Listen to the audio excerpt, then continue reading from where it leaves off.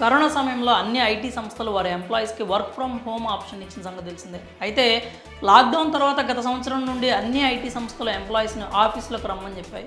అలా మొదట్లో హైబ్రిడ్ సిస్టమ్ని కొనసాగించిన సంస్థలు ఇప్పుడు పూర్తిగా ఆఫీసుల నుంచే వర్క్ చేయాలని ఆదేశాలు జారీ చేస్తున్నాయి. అయితే చాలా వరకు ఐటీ ఉద్యోగులు ఇంటి నుంచి వర్క్ చేయడానికి అలవాటు పడి ఇప్పుడు ఆఫీసులకు రమ్మంటే ఎవ్వరూ కదలట్లేదు. దీంతో ప్రముఖ దిగ్గజ ఐటీ సంస్థ అయినటువంటి టాటా కన్సల్టెన్సీ సర్వీసెస్ తమ ఉద్యోగులకు ఫైనల్ వార్నింగ్ ఇచ్చింది. ఇక ఆ సంస్థలో పనిచేసే ఉద్యోగులు ఖచ్చితంగా సంస్థ ఇచ్చిన ఆదేశాలను పాటించాల్సిందే. మరి వర్క్ ఫ్రమ్ హోమ్ ఆఫీస్కి సంబంధించిన కొత్త ఆదేశాల గురించి పూర్తి వివరాలు ఇప్పుడు తెలుసుకుందాం. ప్రముఖ టెక్ దిగ్గజ సంస్థ టాటా కన్సల్టెన్సీ సర్వీసెస్ తాజాగా కొన్ని కీలక నిర్ణయాలు తీసుకుంది. తమ సంస్థలో పనిచేసే ఉద్యోగులకు ఫైనల్ వార్నింగ్ ఇచ్చింది. గతంలోనే ఎన్నోసార్లు టెకీలను ఆఫీసులకు రమ్మని చెప్పిన సంగతి తెలిసిందే. అయితే ఇక ఇప్పుడు ఆఫీసులకు ఖచ్చితంగా తిరిగి వచ్చే విషయంలో కీలక నిర్ణయం తీసుకుంది. ఎట్టి పరిస్థితుల్లో మార్చి చివరిలోపు ఆఫీసులకు రావాల్సిందేనని స్పష్టం చేసింది.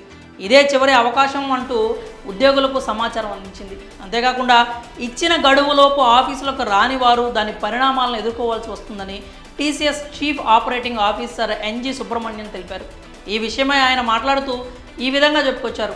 మేము సహనంతో ఉన్నాం, కానీ ఉద్యోగులు ఆఫీసులకు తిరిగి రావాలనే ఖచ్చితమైన నిర్ణయాన్ని తీసుకున్నాం. ఈ విషయంపై ఉద్యోగులకు ఫైనల్ వార్నింగ్ పంపించాం. దీనిని అనుసరించని వారు దాని పరిణామాలను ఎదుర్కోవాల్సి వస్తుంది. ఇంటి నుంచి పనిచేయడం అనేది ఉద్యోగులతో పాటు యాజమాన్యానికి హాని కలిగిస్తుంది. ప్రస్తుతం సైబర్ దాడులు జరుగుతున్న క్రమంలో సంస్థ ప్రమాదంలో పడే అవకాశం ఉంది. ఇంటి నుంచి భద్రత కల్పించలేం, అక్కడ బిజినెస్కు సెక్యూరిటీ రిస్కులు ఉంటాయి అంటూ ఆయన తెలియజేశారు.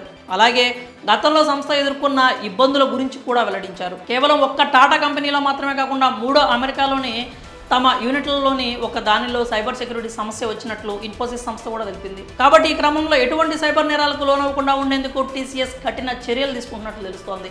ఇక ఫైనల్గా కరోనాకు ముందు ఉన్న వారి ఒరిజినల్ కల్చర్ తిరిగి తీసుకొచ్చే విధంగా టీసీఎస్ ప్లాన్ చేస్తున్నట్లు అర్థమవుతోంది. మరి టీసీఎస్ తీసుకున్న ఈ నిర్ణయంపై మీరేమనుకుంటున్నారో మీ అభిప్రాయాలని కామెంట్స్ రూపంలో తెలియజేయండి.